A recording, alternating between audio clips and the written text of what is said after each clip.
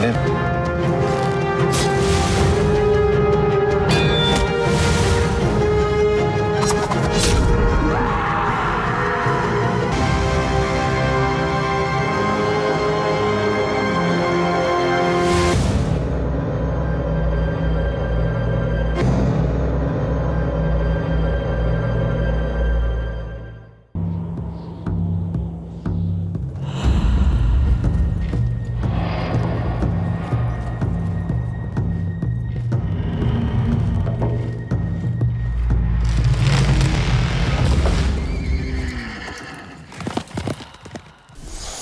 გამარჯობათ მეგობრებო, არხის გამომწერებო, კარგო ხახნო.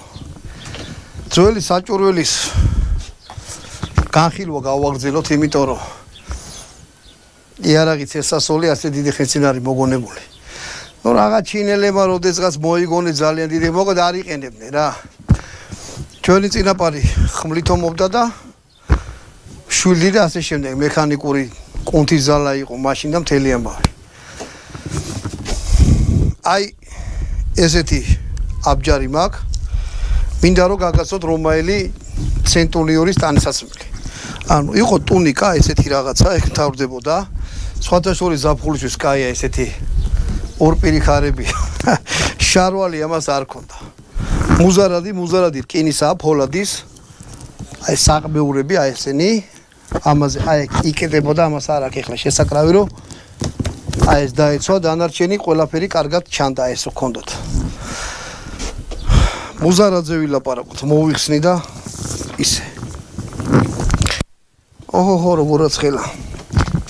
მუზარად ესა ქონდა, დაბლა არ ჩამოდიოდა აი ეს.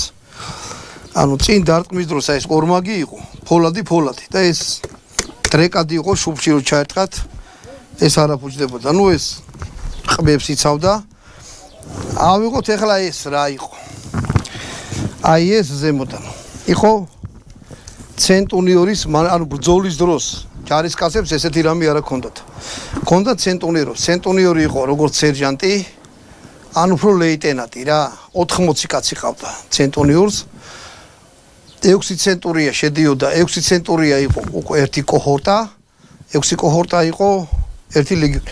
მოკლედ რომაელების ჯარის მოწყობა შეგვიძლია მე ცალკე დავდოთ, მაგრამ ეხლა მინდა უშუალოდ გაგასვოთ ტანსაცმელი როგორ იყო. ეს რკინის არის, აი ეს რაც მაცვია, ზემოდან ტყავია გადაკრული, ესეც რკინისები იყო, ტყავია